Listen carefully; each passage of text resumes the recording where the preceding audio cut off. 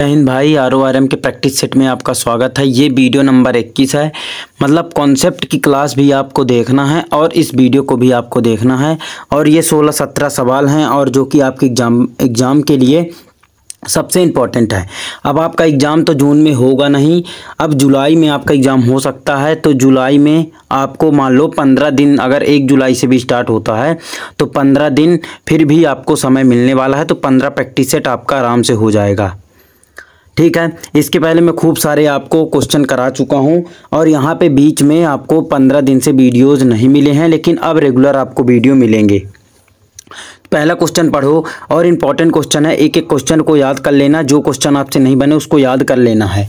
तो ध्यान से देखो, the non metal found in liquid state. एक ऐसा नॉन मेटल को बताओ, एक ऐसा नॉन मेटल को बताओ, अधातु को बताओ जो कि मेरे भाई द्रव्य फॉर्म में पाई जाती है, लिक्विड फॉर्म में पाई जाती है।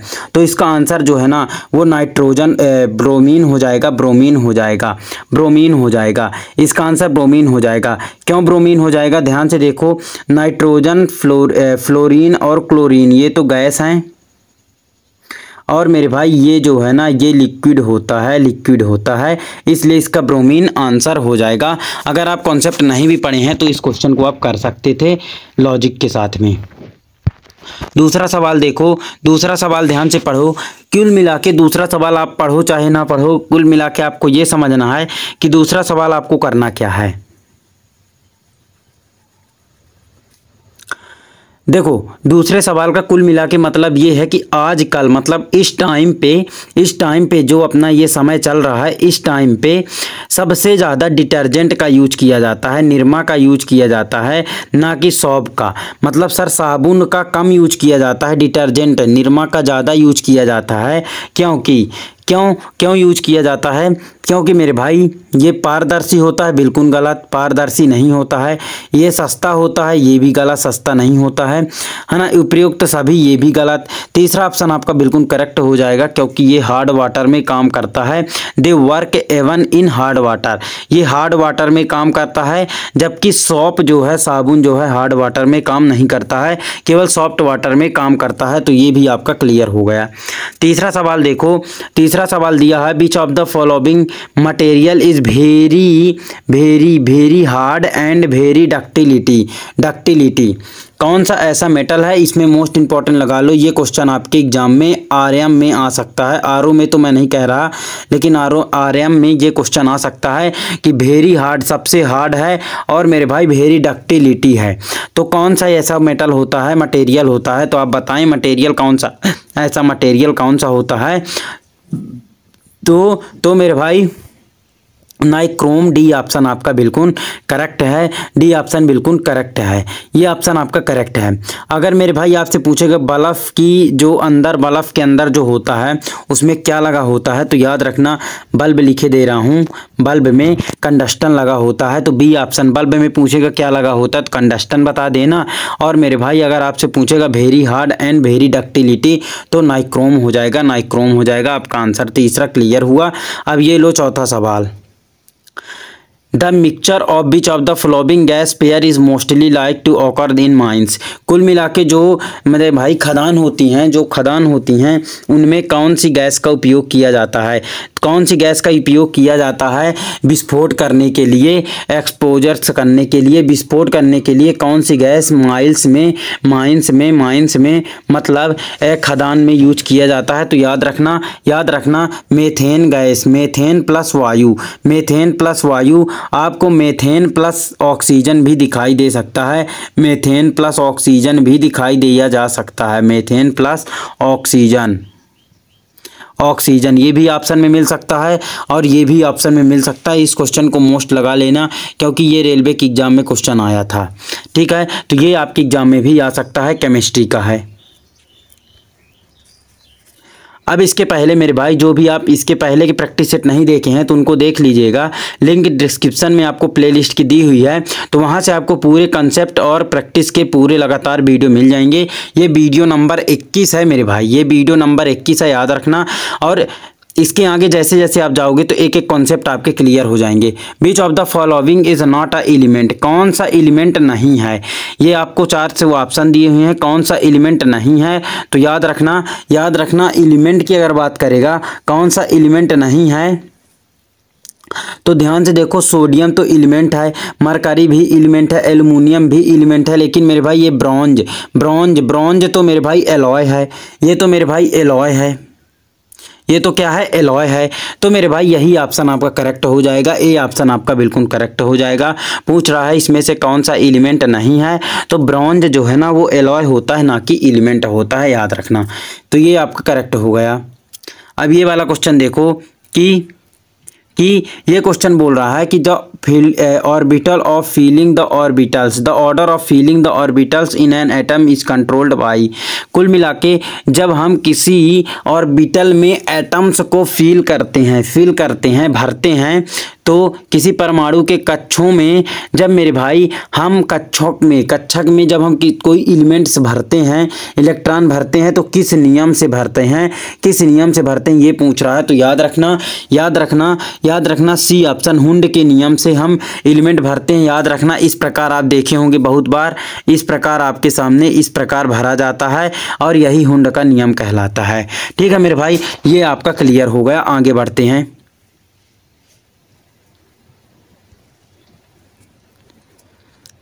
The substance which substance is found in nature में पाया जाता है इन 3 स्टेट, 3 स्टेट में, सॉलिड, लिक्विड और गैस में।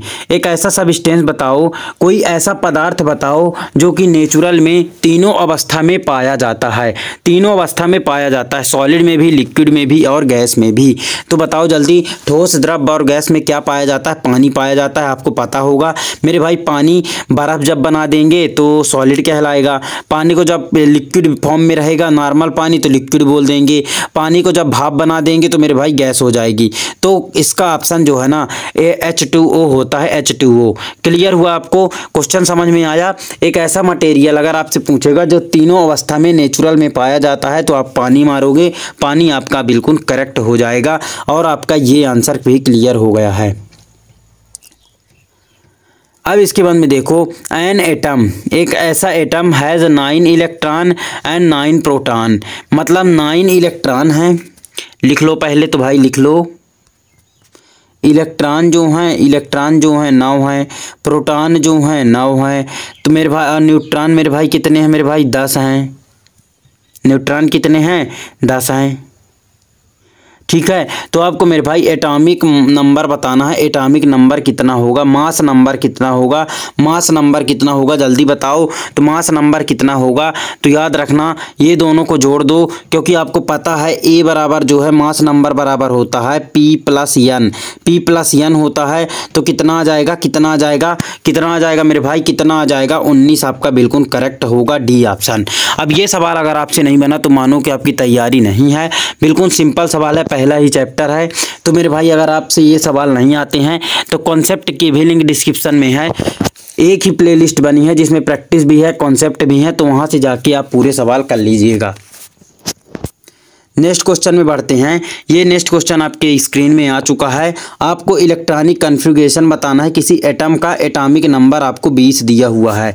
एटॉमिक नंबर जो है ना मेरे भाई वो 20 दिया हुआ है। इसका आपको इलेक्ट्रॉनिक कॉन्फ़िगरेशन, तो इस प्रकार का सवाल जब आपकी स्क्रीन में कभी भी आपको पेपर में देखने को मिलेगा तो आपको कुछ नहीं करना मेरे भाई। आपको जो भी एटॉमिक नंबर दिया होगा, जैसे 20 दिया हुआ है यहाँ पे, तो मेरे भाई आपको इस प्रकार तोड़ना है। 2 8 8 2 8 8, तो कितने हो गए? 8 8 16 17 18 और 2 20, तो 2 2 8 8 18 20। तो आपका सी ऑप्शन बिल्कुल करेक्ट है। कुल मिला के आपको 2 8 8 और 2 8 8 इतने तक तो लिखना है। इसके बाद में आपको गिन लेना है। तो 8 8 16 16 2 18, कितने हो गए मेरे भाई? 18 हो गए। और आपको चाहिए कितना? 20, तो 2 और लगा दोगे तो हो गया कितना? 20। तो ये वाला ऑप्शन आपका बिल्कुल करेक्ट हो गया, सी ऑप्शन आपका बिल्कुल करेक्ट हो गया। क्या क्लियर हुआ यहाँ तक क्वेश्चन? तो ये क्वेश्चन आपको क्लियर होना चाहिए। 2 8 8 तो हर एक सवाल में आएगा। बस मेरे भाई आगे आपको गिन लेना है कि आगे और कितने भरना है, तो आपका आंसर बिल्कुल करेक्ट हो जाएगा। Which isotope are found in largest number. सबसे ज़्यादा लार्जेस्ट नंबर में कौन सा आइसोटॉप पाया जाता है? तो याद रखना, सबसे ज़्यादा लार्जेस्ट नंबर में सबसे ज़्यादा आइसोटॉप किसके पाए जाते हैं? आइसोटॉप आपको नहीं पता है तो इसका भी मेरे भाई ये भी कॉन्सेप्ट में पढ़ाया गया है, तो आप देख लीजिएगा। तो सबसे ज़्यादा आइसोटॉप पोलोनियम के पाए जाते हैं मेरे भाई, बी ऑप्शन। मेरे भाई हाइड्रोजन मत मार देना, इसके केवल 3 होते हैं आइसोटॉप 3 होते हैं, आइसोटॉप से 3 होते हैं हाइड्रोजन के, ठीक है। लेकिन पोलोनियम के बहुत सारे आइसोटॉप होते हैं। और याद रखना पोलोनियम जो है ना, पोलोनियम ये एक रेडियो एक्टिव होता है, रेडियो एक्टिव होता है। और इसकी खोज जो है ना, इसकी खोज जो है रेडियो एक्टिव की जो खोज है वो क्यूरी ने किया था, क्यूरी ने किया था, ठीक है। तो याद रख लोगे, ये सवाल याद रख लेना, ये इंपॉर्टेंट सवाल हैं, ये इंपॉर्टेंट सवाल हैं। तो पोलोनियम एक ही स्क्रीनशॉट से खूब सारे क्वेश्चन क्लियर हो गए। हाइड्रोजन के 3 आइसोटॉप ये भी क्लियर हो गए। पोलोनियम के बहुत सारे आइसोटॉप होते हैं। और मेरे भाई इसी को रेडियो एक्टिव, पोलोनियम एक रेडियो एक्टिव है और रेडियो एक्टिव की खोज आपसे पूछेगा तो मेरे भाई मैडम क्यूरी ने किया था, क्यूरी ने किया था, याद रखना। तो ये आपका क्लियर हो गया। अब लो, ये तो सबसे बनना चाहिए, ये वाला भी वीडियो आप देख लेना, इसको भी मैं पढ़ाया हूँ, ऑक्सीडेशन स्टेट भी पढ़ा चुका हूँ कॉन्सेप्ट में। तो याद रखना, यहाँ पे आपसे ऑक्सीडेशन स्टेट ऑफ ऑक्सीजन पूछ रहा है, तो जिसका पूछ रहा है उसको x मान लो, OF2 में बताना है। जिसका पूछ रहा है उसे x मान लो, तो इसे x मान लो। फिर पता है मेरे भाई प्लस लगाया जाता है, फिर माइनस लगाया जाता है 2, अरे सॉरी, इसको काटो, -1 से गुणा करना पड़ता है, -1 से गुणा कर दोगे, -1 से गुणा कर दोगे। जब -1 से गुणा करोगे और यहाँ पे 2 लिखा हुआ है तो यहाँ पे लिख दोगे 2, बराबर लिख दोगे 0, ठीक है। अब इसके बाद में आपको करना क्या है, x - 2 बराबर मेरे भाई 0 आ जाएगा, x बराबर +2 आपका आंसर आ जाएगा, जो कि ए ऑप्शन में बेहतरीन तरीके से लिखा हुआ है। तो ये आपका क्लियर हो गया, ऑक्सीडेशन स्टेट आपका क्लियर हो गया। ऑक्सीडेशन स्टेट का वीडियो जाके देख लेना, वो भी कॉन्सेप्ट में पढ़ाया गया है। ये रिपीट हुआ है, तुरंत कर दो मेरे भाई। Non metal found in liquid state, फिर से बता रहा हूँ, ब्रोमीन हो जाएगा, क्योंकि ये पूरी गैसें हैं लेकिन ये लिक्विड है, ठीक है। याद रख लेना, ब्रोमीन लिक्विड फॉर्म में पाया जाता है। एसिड रेन बता दो, एसिड रेन में कौन कौन सी गैस होती है? अम्ल वर्षा में कौन कौन सी गैस होती है?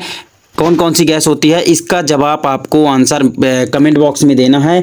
इसका आंसर कमेंट बॉक्स में ये सभी से बनना चाहिए, इसका कमेंट बॉक्स में आपको आंसर देना है। एसिड रेन के बारे में आपको कमेंट बॉक्स में बताना है, एसिड रेन के बारे में याद रखना। अब इसके बाद में ये क्वेश्चन बहुत बहुत इंपॉर्टेंट है, लिख लो मोस्ट। और ये दूसरी बार इस क्वेश्चन को करा रहा हूँ, मोस्ट लिख लो। Bakelite is a polymer of phenol and others. ये अदर की जगह बताना है। जो बेकेलाइट होती है वो मेरे भाई पॉलीमर होती है, बहुलक होती है। फिनाल और किसका बहुलक होता है, जल्दी बताओ। फिनाल और किसका होता है, जल्दी बताओ, मैं आपको 10 सेकंड का समय दे रहा हूँ। फिनाल और किसका होता है, जल्दी बताओ। क्या फॉर्मेल्डिहाइड का होता है, क्या एक्टेल्डिहाइड का होता है, क्या बेंजल्डिहाइड का होता है, क्या सेनेलिसल्डिहाइड का होता है, जल्दी बताओ। तो मेरे भाई फिनॉल प्लस फॉर्मेल्डिहाइड इसका आंसर आ जाएगा, formaldehyde. Phenol plus formaldehyde HCHO इसको बोलते हैं, HCHO, जो कि मेरे भाई ए ऑप्शन में बिल्कुल करेक्ट हो जाएगा, ए ऑप्शन में बिल्कुल करेक्ट हो जाएगा। क्लियर हुआ? इसको याद रखना, इंपॉर्टेंट क्वेश्चन है। चलिए इस क्वेश्चन को भी मोस्ट इंपॉर्टेंट क्वेश्चन लगा लो, और जहां भी आप नोट्स बनाए हो इसको लिख लो, इंपॉर्टेंट है, कॉन्सेप्ट में नहीं पढ़ाया गया था लेकिन ये क्वेश्चन बहुत इंपॉर्टेंट है। मोनोजाइट किसका अयस्क है? जो मोनोजाइट होता है वो किसका और है, आपको बताना किसका और होता है। Very very very most important लगा लो, वेरी मोस्ट इंपॉर्टेंट लगा लो। ये मेरे भाई एनडीए में आया था, तो डिफेंस का एग्जाम एनडीए होता है, तो आप भी डिफेंस का एग्जाम देने जा रहे हो तो आपके लिए भी ये इंपॉर्टेंट हो सकता है, क्वेश्चन बहुत बहुत इंपॉर्टेंट है। तो थोरियम इसका आंसर आ जाएगा, थोरियम मोस्ट इंपॉर्टेंट है, इसको तो याद कर लेना। थोरियम इसको याद कर लेना, मोस्ट इंपॉर्टेंट है, थोरियम आपको याद रखना है, ठीक है। मोनोजाइट आपको अब याद रहेगा, थोरियम का होता है।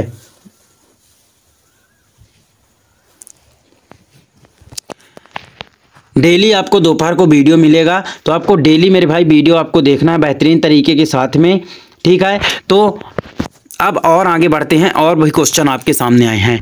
ये क्वेश्चन तो बहुत बार आपको करा चुका हूँ मेरे भाई। नंबर ऑफ मोल कैसे निकाला जाता है? नंबर ऑफ मोल बराबर होता है भार, मतलब मेरे भाई वेट अपॉन मॉलिक्यूलर वेट। ठीक है, तो मेरे भाई वेट कितना दिया हुआ है मेरे भाई? 53 दिया हुआ है। मॉलिक्यूलर वेट किसका? Na2CO3 का मॉलिक्यूलर वेट निकालना मैं आपको समझाया था। तो मेरे भाई 53 बटे, जब मॉलिक्यूलर वेट इसका निकालोगे तो मेरे हिसाब से 106 आएगा। ठीक है, जब इसको काटोगे मेरे भाई तो 0.5 के समथिंग आएगा, जो कि मेरे भाई सी ऑप्शन में आपके सामने दिया हुआ है। क्या क्लियर हुआ?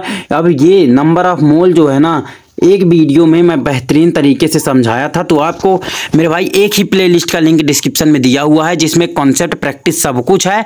तो मेरे भाई उनको आपको देख लेना है। अब आपके सामने RORM में खूब सारा समय मिल चुका है। तो मेरे भाई आपका लेवल भी थोड़ा बढ़ाना पड़ेगा, क्योंकि जितने भी जो अच्छी तरह से तैयारी कर रहे हैं तो उनका लेवल बहुत हाई हो जाएगा जितना समय मिला है।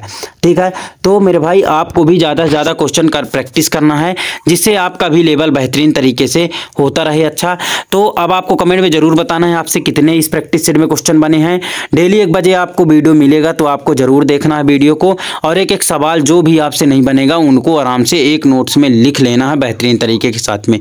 जय हिंद। वीडियो को लाइक कर दीजिएगा, चैनल को सब्सक्राइब कर लीजिएगा। जय हिंद।